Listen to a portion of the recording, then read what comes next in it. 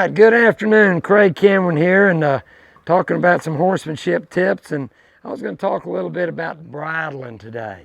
You know, I travel all over the world and I watch people bridle their horses, and boy, sometimes it's not real pretty. And I think the mistake people are making mostly is they're trying to force that bit into that horse's mouth.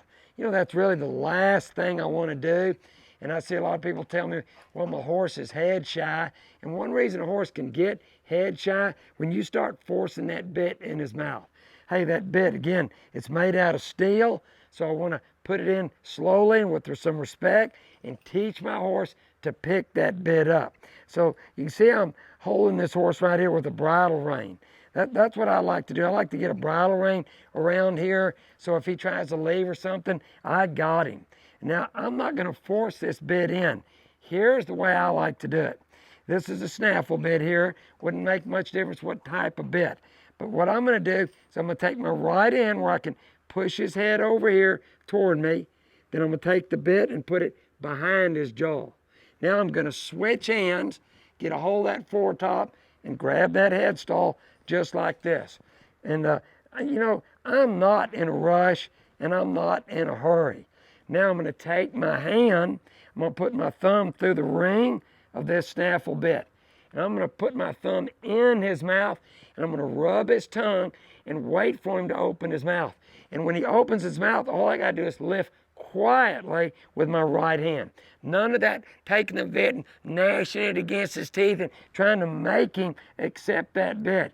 If I could do this right, put my thing in there as he opens his mouth, lift quietly. Now, as you can see, again, I'm not in a hurry. And this isn't a horse I really know. This is an outside horse that just got here, so I'm taking my time, as usual. I always put, if I'm standing on the left, I put the right ear on first. But look how I'm respecting that ear, nice and quiet. Not, again, rough and smashing that ear, putting the left ear on first. Well, now I took the slack out of my headstall and it's tighter as I'm working with the ear that's furthest away from me. Again, good common sense or horse sense will serve you well almost all the time. See, right here, I would check that brow band and make sure it's setting correctly on this horse. I want this bit to just set right in the corner of his mouth, nice and comfortable. And then my throat latch, all this throat latch is for is to keep him from shaking or rubbing the bridle off. So I don't need it real tight like this. Real tight like this, he can't soften and break the pole. So I'm going to go about my third hole right here. So it doesn't need to be real tight or anything. I got quite a bit of slack in there, and that's perfect. So when I teach him to soften at the pole, see how that'll tighten up and it won't keep him from being soft at the pole. So he's wearing that bit. Again, be careful on these geldings. See this bridle tooth? See those teeth right here? These right there.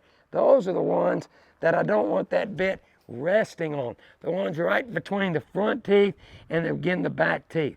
Don't let them rest on there. I don't know if you could see that very well, but to me, if I get to where, like if a horse is bad about his nose right here, I can put my hands and just softly, just get him where he's good about my hands, then take them away. Same with my ears. He's head shy, put my hand here, take it away. Put my hand here, go across that ear, take it away.